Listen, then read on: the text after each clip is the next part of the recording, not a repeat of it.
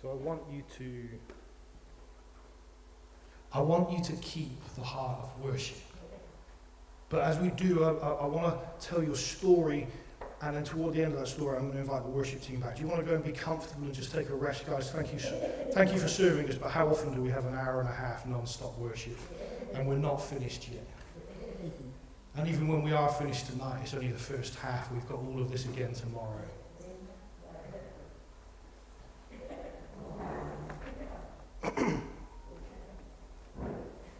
As I was led in bed a couple of days ago, already lamenting some problems and some things that had happened, I got a text from my friend Raj in Holland. And Raj, I hope you're watching this now. If you're not watching it now, maybe soon. And he explained to me that he couldn't come with less than 24 hours notice. The last thing on my mind were the flyers or the Facebook posts, or if I'm honest, even you. It was what was the will of God for him, for his family, for our church, for our weekend, for our community, for his kingdom. So I cried out, Lord, give me a word. And the word he gave me was Redeemer. I want to tell you a story. It will be common to most of you. Let's see if you can catch it as we tell it. But I want to tell you a story of a family of refugees. And if you don't like the word refugee for whatever reason, you could use at least the word migrant.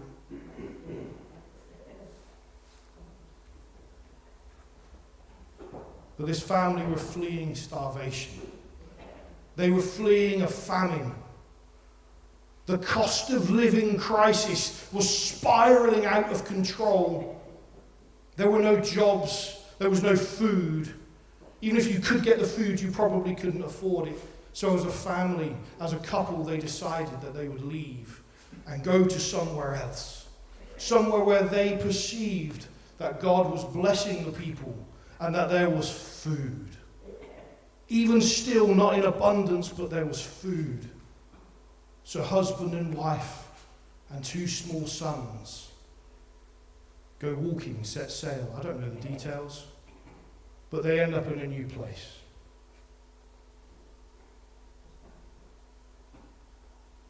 This is a story of hope, but it starts in disaster. Famine and starvation in our language today, in fact, what we're experiencing here now, is a cost of living crisis, a lack of resources. Now, part of our problem is that resources have been wrongly distributed, and I'm sure that would have been the problem back then too. This is a story within a story. It's a story of hope that starts in disaster. And you'll be pleased to know it gets worse. How many of you came tonight in disaster, in the hope that it was going to get better? And I have a sure and certain hope that it will, but for these people it got worse first. Because what happened is we have this plan, don't we, Alicia? And you've seen this, if you have social media, you've seen this before. We have a plan. It may be to go to art college. Maybe not for me, but maybe for you. But we have a plan that will start in one place. And we know that we'll grow and we'll know that we'll progress and we'll end up in another. Those of you who know it. Do you want to jot this one down quickly? Instead, stick figure, line, stick figure. But those of you who have seen it knows what's coming next, because God's plan looks a little different. God's plan looks a little bit more like that. It's a bit of an uphill struggle. It's a sheer drop. It's an ocean to cross. It's sickness, it's grieving, it's the loss of a job, it's the loss of a loved one. It's a setback in your career, it's a setback in your health, it's a setback in your relationship, it's a setback in your marriage or your family. But you'll notice there was good times too. And for this family of refugees who had to go to a foreign land, I assume they found food because they stayed there a while. And if they were the kind of get-up-and-go family that would get up and go, they would have probably got up and went if there wasn't food there. And what happened after a short time? As is often the story, two handsome young men find two handsome young women and get married. Now, the parents among you, I'm sure, look forward to that day where your children find the loves of their lives. Whether that be your soulmate, whether that just be a good-looking fella, a beautiful woman, somebody who shares heart. But you'd look forward to that moment where your children would find happiness. And in a culture of old, the sign of true success, in fact, not just success, but security for the future, was children. So you've had children, God bless you. You've had children who are getting married, and they're probably going to have children, God bless you. But then our first sheer drop. Maybe it doesn't happen, this isn't chronologically correct. This was just me doodling at home, because I didn't want to be plagiarized and sued for using somebody else's image. So I copied it. Oh, no, sorry, I didn't. I made up my own image. There's always a workaround, right? But here comes the first sheer drop of the story. Two handsome young men and two handsome young women. And 9 months pass, and there's no baby. And 10 months pass, and 11 and 12, and then 24, and then 36, and then 48, and more. And after 10 years, you might think that for one of your sons and one of their wives to not get pregnant, even in today's day and age, we have scientific understanding. Back then, it wasn't understood. They would have seen it as a curse. But for two, this is disaster. This is your legacy. This is your security for your future.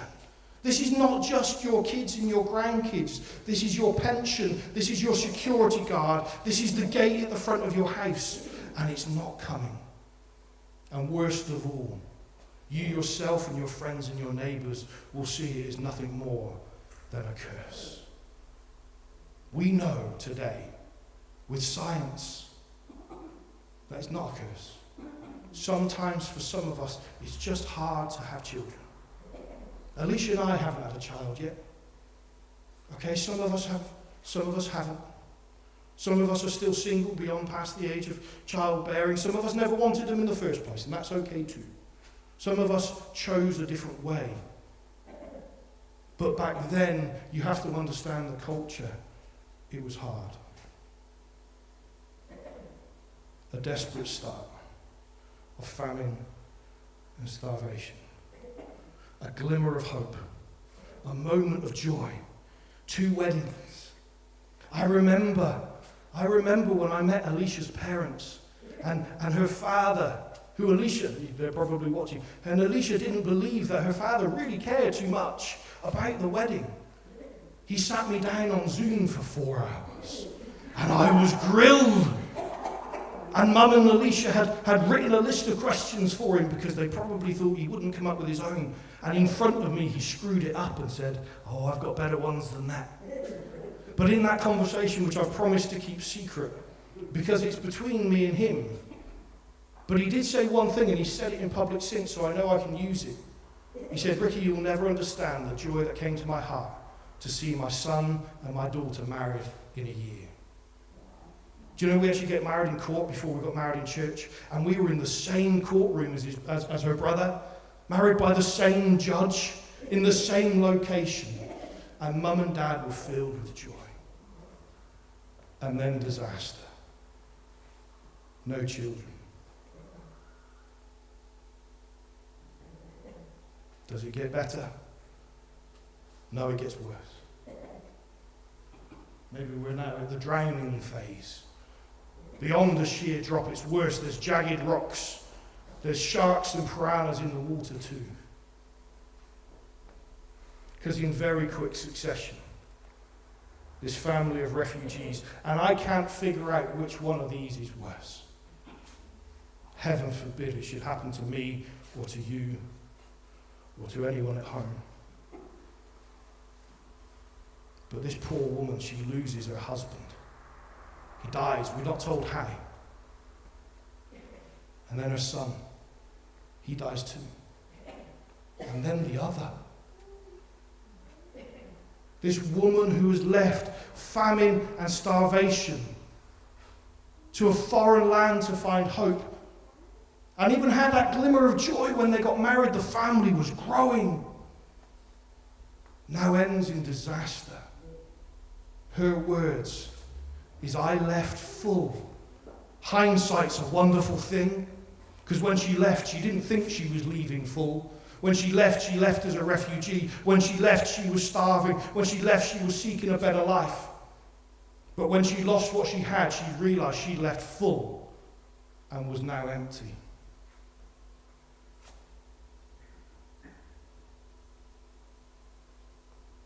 But then there was this moment. I wouldn't even call it joy.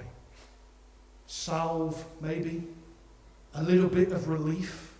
Sticking your hand under the cold water when you just burnt it in the oven. It doesn't fix the burn, but it just makes it feel a little bit nicer in the moment, doesn't it? A little more bearable. At least I can now go home. News came, it travelled the globe. There's now food in your hometown. Well, maybe, just maybe, if I travel home, maybe my kinsmen, maybe my fellow countrymen will be kinder to me than these foreigners, these people I don't know. So I'll travel home. For some reason, the two daughters-in-law, they stuck around. And so when she said, I'm going home, she told the two girls to do the same. They hadn't borne children to her. There was no legacy, no heritage. They were all too old to start again anyway. And those two young women probably thought they were barren. 10 years. They didn't have contraception back then. 10 years of barrenness. I don't even know what they were heading to. But at least a moment of relief. You're starving hungry and someone gives you a piece of bread. It's not going to fix all your problems, but it's going to make you feel better in a moment. Now, I don't know how you would feel in the next moment. When I heard that the two daughters, they refused to leave. They wanted to stick with her.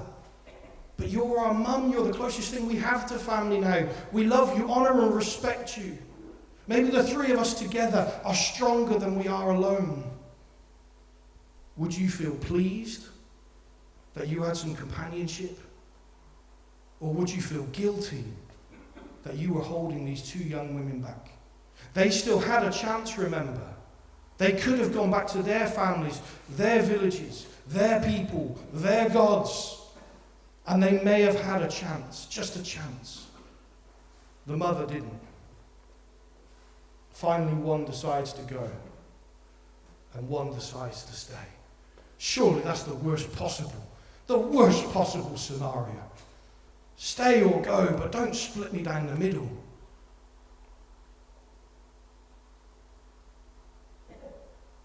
But there is food back home.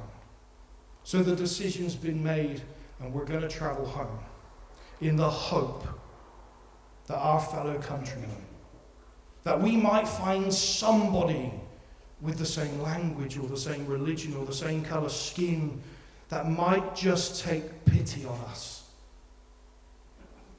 Maybe.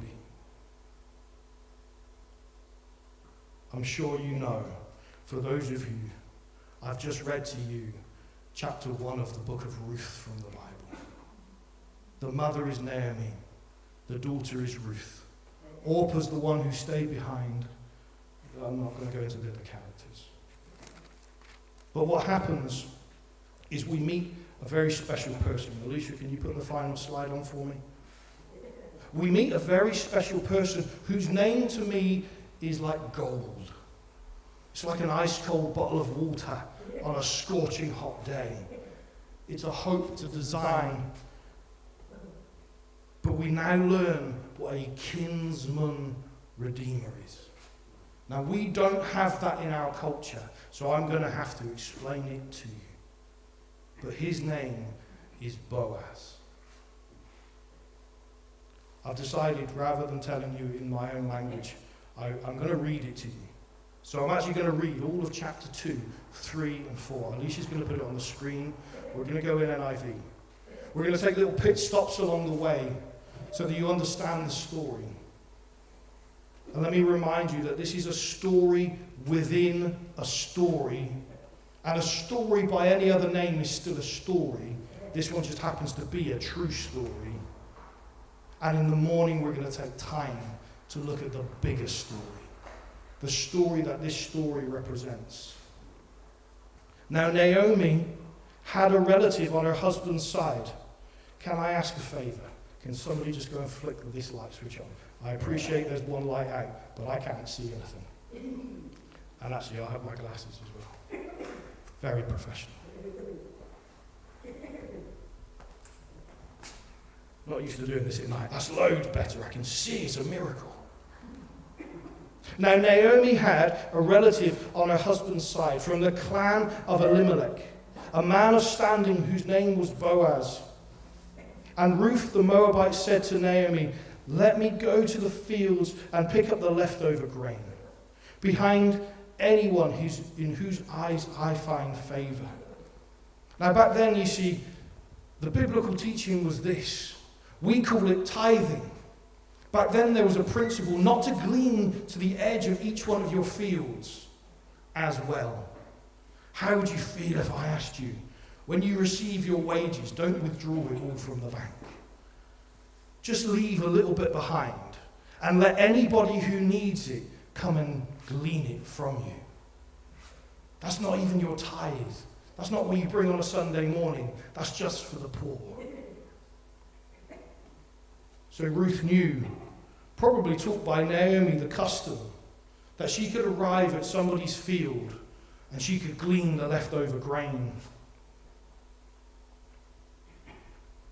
Naomi said to her, go ahead, my daughter. So she went out and began to glean in the fields behind the harvesters, by which they mean workers, not the big combine harvesters that we have today. Just to be very clear, and I'm not going to sing the song. As it turned out, she found herself working in a field belonging to Boaz, who was from the clan of Elimelech.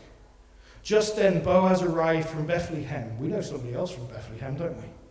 And greeted the harvesters, the Lord be with you. How many bosses have met you in Marks and Spencer's, or the office, or the schools, and said, this is illustrative. He prayed for his people. He arrived back and he didn't say, how many sheaves have you collected? He didn't say, what time did you start and where's Bob? He's not late again, is he? Is so-and-so still on his lunch break? I can't believe it. And did you do that little side project, the 360 induction review that we asked you to do? No, he came and he said, the Lord be with you. To me, it's the first indication that we are dealing with a truly godly man. Now here is the rarest of all things. The Lord bless you, they called back. How many employees pray for their gracious, loving, kind bosses today? Not many. Can you imagine what it was like to have a group of men working for you in hard menial labour? This wouldn't have been well-paid work. But to have gleaned so much respect from your people that they would pray for you. We are not talking slaves. We're barely even talking servants. We're talking servant-hearted leadership. Boaz asked the foreman of the harvesters, whose young woman is that? The foreman replied, she is the Moabitess. She was from a place called Moab. Who came back from Moab with Naomi, she said. Please let me glean and gather among your sheaves behind the harvesters. She went into the field and she worked steadily from morning till now, except for a little rest for shelter. So Boaz said to Ruth, my daughter. That's a term of affection, isn't it?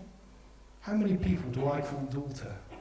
Actually, Simon, no offence, but when Rachel was on the aeroplane with me and Alicia going to America, actually the air hostess thought she was my daughter.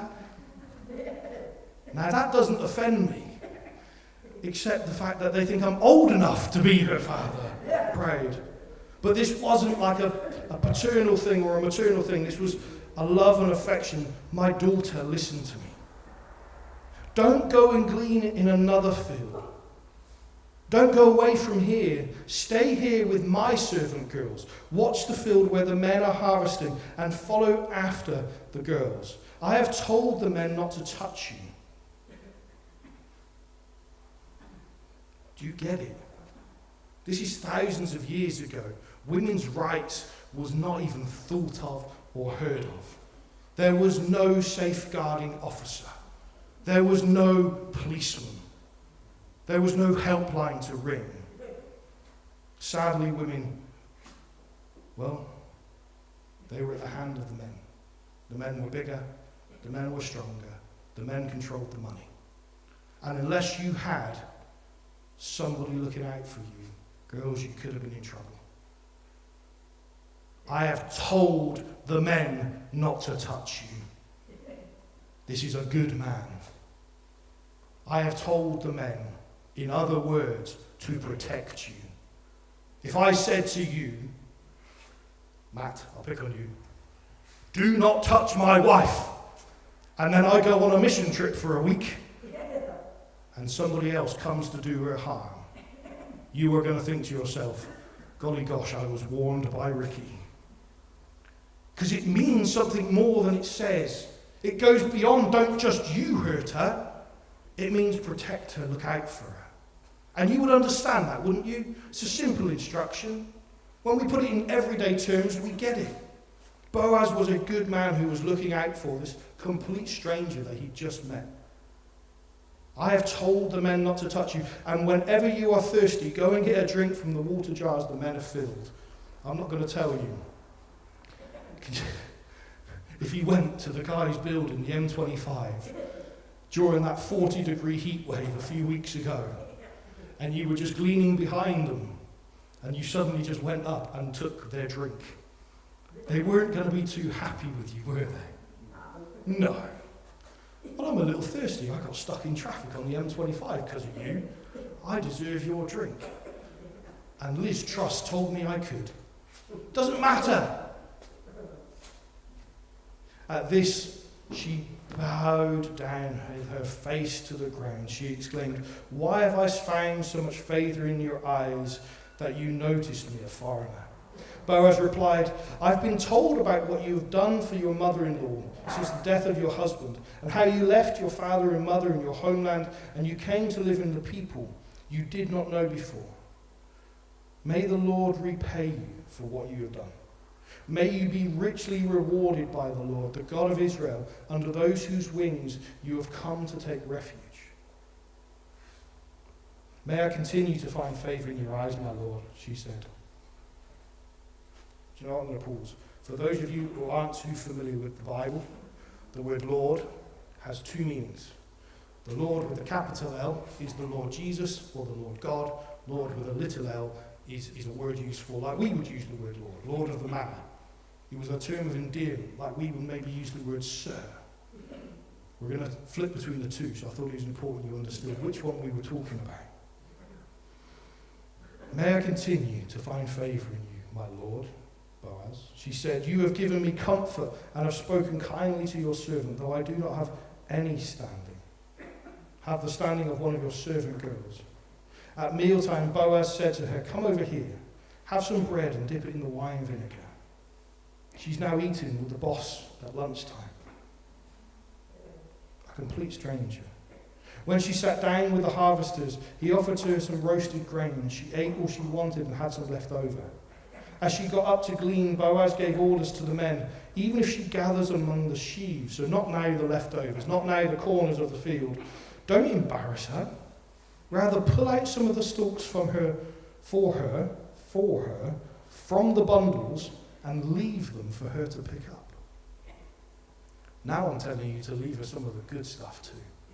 Don't just leave the 10% of your wages in the bank account for somebody else to come and glean. But where's the steak in the fridge?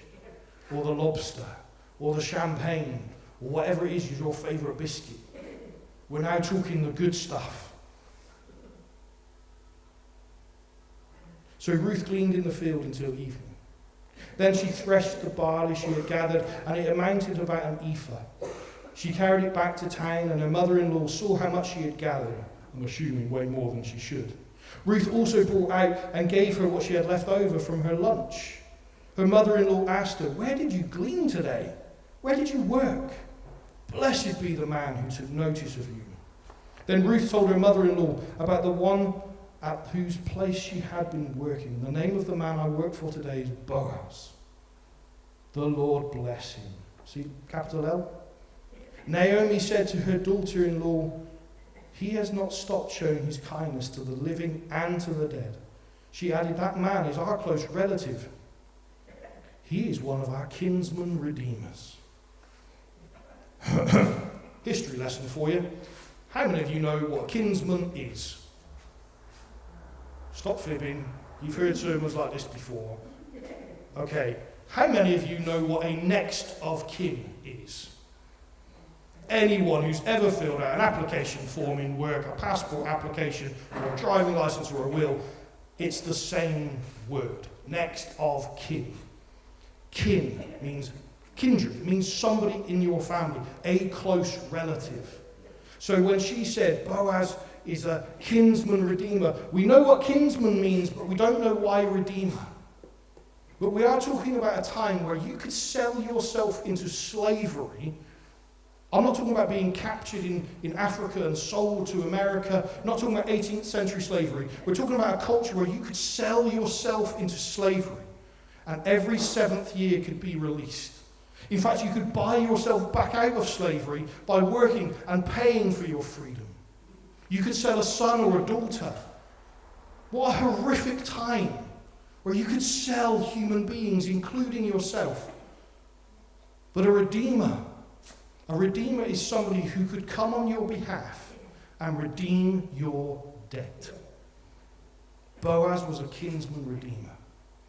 Now, many of you will know world history, and you will know that in relative terms, until very recently, women were not allowed to own anything. They weren't allowed to own land, houses, money, their own identity. So without a male relative, they were stuffed. Naomi and Ruth needed a kinsman, they needed him to be male, and they needed him to be a redeemer. Somebody who was willing. There is a choice in the word redeemer. A choice to redeem. Then Ruth the Moabite said, "He even said to me, 'Stay with my workers until they finish harvesting my grain.' Naomi said to Ruth, her daughter-in-law, 'It will be good for you, my daughter, to go with his girls, because in someone else's field you might be harmed.' So Ruth stayed close to the servant girls of Boaz to glean until the barley and the wheat harvest were finished, and she lived with her mother-in-law. One day, Naomi, her mother-in-law, said, 'My daughter, should I not try to find a home for you, where you will be well provided for? Is not Boaz, with whose servant girls you have been, a kinsman of ours? Tonight he will be winnowing barley on the threshing floor. Wash and perfume yourself and put on your best clothes.' Some things just don't change. 'Then go down to the nightclub, the threshing floor, and don't let him know you are there until he has finished eating and drinking. Then when he lies down, note the place where he is laying. Then go and uncover his feet and lie down.'" This is not a Bible teaching lesson. I'm not going to go into the significance of this, okay? But this is, go and tell this man that you are interested and you are available. It says, go and lay down at his feet. There's a whole Bible teaching lesson there. We're not going to go into that. "I will do whatever you said," Ruth says. So she went down to the threshing floor and did everything her mother-in-law told her to do. When Boaz had finished eating and drinking, he was in good spirits. He went over to lay down at the far end of the grain pile. Ruth approached quietly, uncovered his feet and lay down. In the middle of the night, something startled the man, and he turned and discovered the woman lying at his feet. "Who are you?" he asked. "I am your servant Ruth," she said. "Spread the corner of your garment over me, since you are a kinsman redeemer." "The Lord bless you, my daughter," he replied. This kindness is greater than that which you have shown earlier. You have not run after the young men, whether rich or poor. And now, my daughter, don't be afraid. I will do for you what you ask. All my fellow townsmen know that you are a woman of noble character. Although it is true that I am near kin, there is actually a kinsman nearer than you. Than I. Nearer to you than I. Do you remember that little map we had on the screen? When I read that line, my heart sank. Maybe the little dip in the middle. Because we suddenly now know that Boaz is the knight in shining armor, isn't he? He's protected her. He's provided for her. He's almost loved her, you would say, if love were a choice. And now this noble man is choosing to do the right thing once again. But I heard a commentator say it this week. Sometimes we don't want people to do the right thing, do we? Sometimes even the right thing is the wrong thing for us. Sometimes we want a different end to the story. Brian told that story about his son finding all that money. And I'm sure his friends would have loved a different end to the story, because they would have probably shared in the spoils. Do you remember the story where his sons found, was it £4,000 or something that like in the river, and they handed it to the police? But it was the right thing to do. People wanted a different end to the story. Now we have this twist. Because we know Boaz is a good man. We're reading our fairy tale and we think that this is the man that's going to save the day. He's our hero. But that plonker is just about to go and do the right thing. Oh! Just this one time, Boaz, get off your self-righteous horse and marry the pretty girl. Don't do the right thing, but he does the right thing.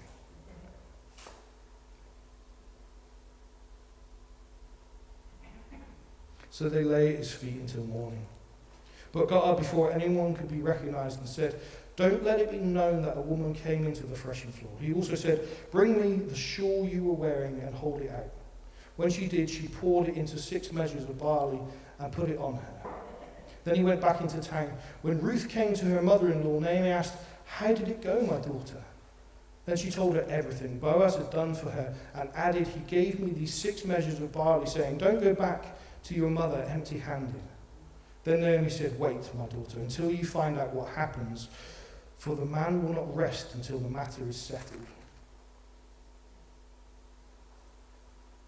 We're going to have to do a bit more history lesson to understand this. Meanwhile, Boaz, who could have just snapped up the pretty girl, sets to doing the right thing. He has to leave his place of work, his home. He has to go and make a concerted and conscious effort now to do the right thing. This is not as bad as finding $4,000 in cash and deciding to give it to the policeman. It's now the side of the city. The buses aren't running because it's Wednesday and it's market day. And your dad had to take the afternoon off work to take it with you because, it's £4,000 in cash. It suddenly now becomes a massive inconvenience. And dare I say, even a momentary mark on your character. There's a relative of mine in town. She's widowed. The matter hasn't been resolved. Let me go and resolve it. Matters were resolved back then. Not in court or in the family meetings. This still happens when I go to Zambia and somebody gets married. You have a family meeting and you discuss secret matters. So secret that in every other environment, there's a particular family that basically adopted me, and in every single matter, including being there on the wedding day at the front as part of the bridal procession, I am not close enough to that family to be invited to the family meal. Because there's a discussion where family members from both sides come together and they talk about the future of the couple. Where will they live? Who will pay for what? If one family is a lot wealthier than the other, what will they receive? I'm not saying dowry, but let's have a balancing of how might we do business together? How might we work together? And I'm not invited to that. In the UK, it might be done, because we don't do that stuff very well, it might be done in a courthouse. It might be done in a what do you call it? Boardroom.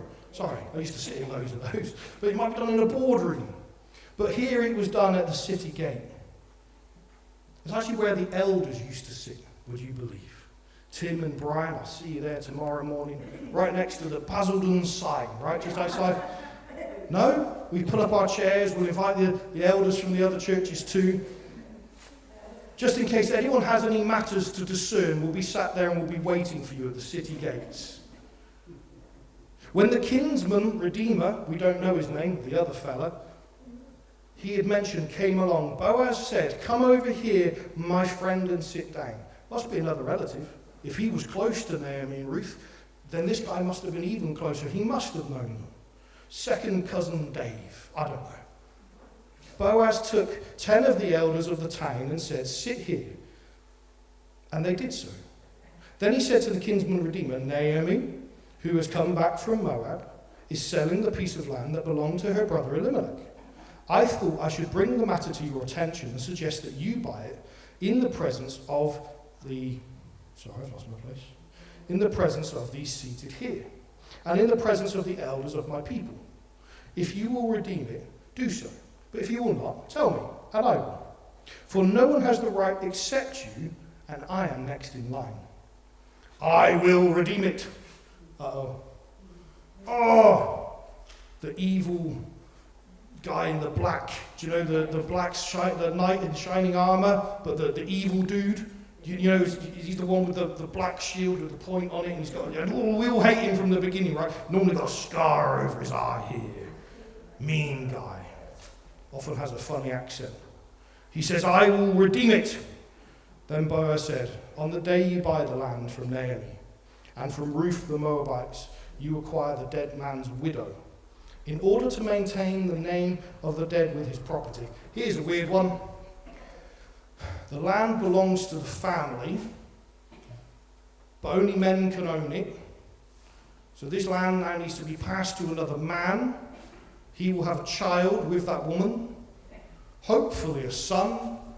That son will become the heir, but still have the name of his deceased, non-biological father. We're all following that, right? This is simple family politics. No. But that's how it works. It's confusing. At this, the kinsman redeemer said, then I cannot redeem, because I might endanger my own estate. You redeem it for yourself, I cannot. There's one learning from that paragraph that says, when you hear the word kinsman redeemer, you will think of Boaz, and you will think it means good. It does not. It's just a technical word. Here's a kinsman redeemer who was selfish and bad. He wasn't even willing to risk his own estate to gain more.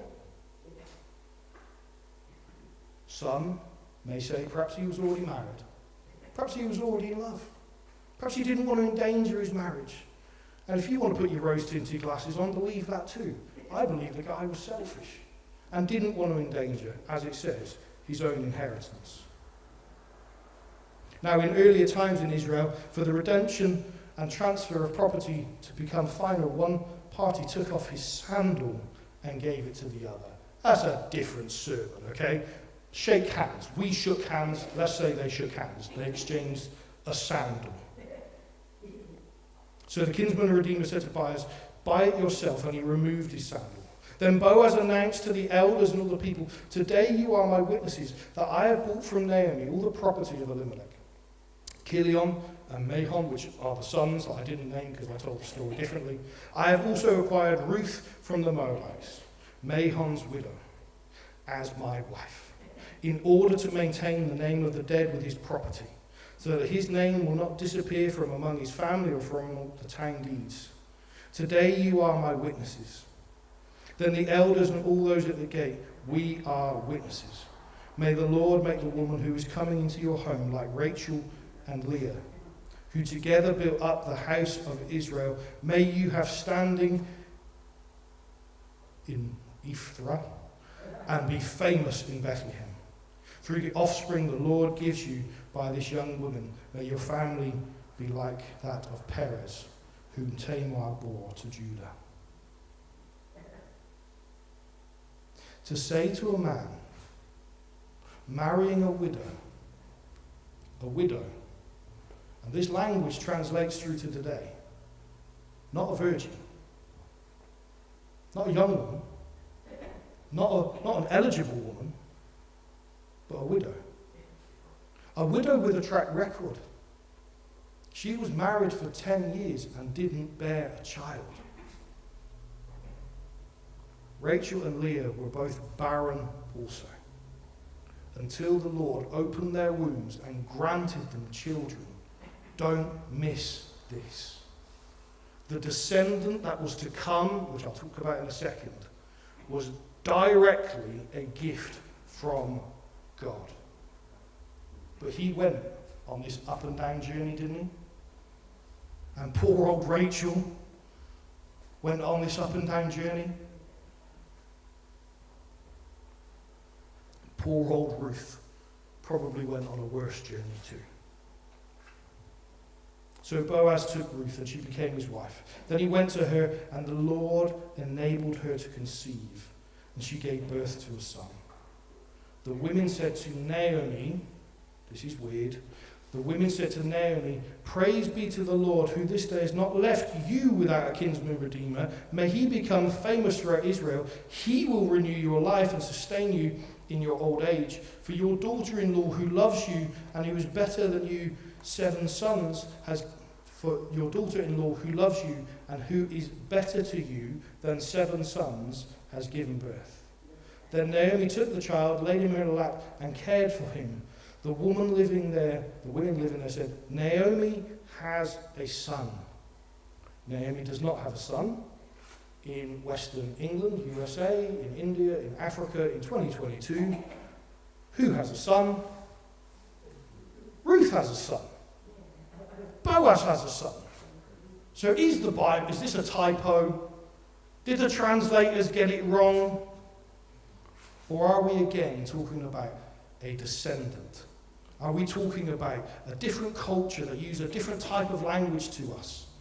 When I go to Zambia, I miss Zambia, you may have noticed, 2 mentions in one night. But I go and there's a woman there. Do you know what I call her? Her name's Ruth. But I call her Grandma. Out of love and respect. Some of you know Mark McCander, it's his mum. I call my friend Mark brother. I go to their weddings, I go to their family events. That's the family I don't get included in the family meetings with. But I call her Grandma when I hang around with the grandkids, and when I hang around with Mark, I call her Mum. Do you know, everyone else calls her Mum too. I can't quite figure out who's a cousin, who's a neighbour, who's a friend, and who's actually a blood relative, because it doesn't matter. Just like it doesn't matter here. Naomi has a son. There is a redemptive price that was paid, and she and her family have been redeemed. We think this story is about Ruth. If it's not about Ruth, it's definitely about Boaz. But you're both wrong, because this story is about Naomi, who left the place, who thought she was empty. Then she found out what emptiness really was. Then she came back empty, and she was filled. Filled beyond any recollection, for any consideration, from any understanding, she was fulfilled. They named him Obed. He was the father of Jesse, and Jesse the father of David. King David. There was a descendant of King David a few generations on. His great, I've lost count, grandson-ish, don't count the greats, was Jesus. There is a redemptive foreshadowing. When you shine a light, you see my shadow. But in the Bible, when we talk of prophecy, we talk of foreshadowing.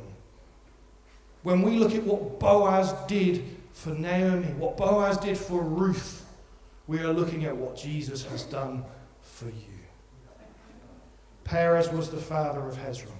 Hezron the father of Ram. Ram the father of Amminadab. Amminadab the father of Nashron. Nashron the father of Salmon. Salmon the father of Boaz. Boaz the father of Obed. Obed the father of Jesse. And Jesse the father of David. The end. 2 days ago at 1 a.m. I got a message from Raj. And he said, Ricky, I am so sorry. Disaster had struck in his own life. He just fell on one of those sheer drops. But he said, first, I'm sorry. I can't come to the UK tomorrow. I closed my eyes and I cried and said, Lord, give me a word. And the word he gave me was kinsman redeemer, or redeemer. I believe that today, throughout worship and through word, through prophecy and through healing, for want actually of a better picture, this is like the first day back at school. You're in a new class. You've got a new teacher. You've got a new set of uniform. And your poor old mum, she bought you the shoes that were 2 sizes too big because you were going to grow into them, and everybody's just a bit awkward. We've been on a journey that looks like Ruth's journey these last few years. Can I tell you that in the last few years, this church has seen baptisms, it's seen signs, it's seen miracles, it's seen wonders, it's seen new premises. Heaven forbid we ever talk about numbers, but sometimes, just sometimes, you have to look at fruit. This church has quadrupled in size through a pandemic, through global recession, and there may be another one coming. But we have a Redeemer who will not just redeem your life. I look around the room, many of you are believers, many of you have given your life to Jesus. Not just a Redeemer who will save your soul and give you salvation, but a Redeemer from poverty, a Redeemer from sickness, a Redeemer from pain, and a Redeemer from suffering. It's time for us to acknowledge that we need a kinsman Redeemer. Jesus came to stand in the gap when no one else would. One of the saddest things I ever hear as an evangelist is somebody talks to people about Jesus a lot, is the one reply that makes my skin crawl. Why would I need Jesus? My life is great. Jesus is for other people. Religion is for people who don't have hope, for people who are desperate, for people who are uninformed or ill-educated or don't have money. It's for the poor, and do you know what it is? But it's also for the great. It's for the Queen of England. It's for the King of England. It's for the President of the United States, as well as the man sleeping outside the shop on Billericay High Street. We have a kinsman redeemer. Let's not forget that. Let's not walk around in, what do you call it? The words just escaped me. The opposite to victory, defeat. Let's not walk around with our heads bowed low. Let's acknowledge that we have a kinsman redeemer. Matt, can we have you back up to lead us in worship? I want there to be a response now. It is late, I appreciate that. But we're going to sing maybe just a few songs. We're going to give a few minutes to those after worship. Somebody said to me, I'm not going to embarrass you, somebody said to me a couple of weeks ago, but I don't want to live on old manna. I want to live on new manna. I want what God has for us in this next generation. Somebody else said to me, I've never seen a miracle. Matt, raise your hands in the air. You just did. Now, we may need to take baby steps, but we are going to take this journey together, church. We're going to bring as many people with us as we can. We might have to move slowly. There'll be times of sprint. I'm sure there'll be times of exhaustion too. But let's take this as a moment to respond. When we go to New Day and things like that, we tell our young people, this week will go so fast. Make the most of every moment. This life will go so fast. Make the most of every moment. Let tonight be the night that things are changed for us. We're not stood here today mourning our Queen. We're not stood here today panicking or cancelling because Raj couldn't come. We are stood here in faith that the devil is so scared that we are just about to do something amazing in the power of the Holy Spirit, that he is doing everything he can to stop us, and we should stand and celebrate and sing. Amen.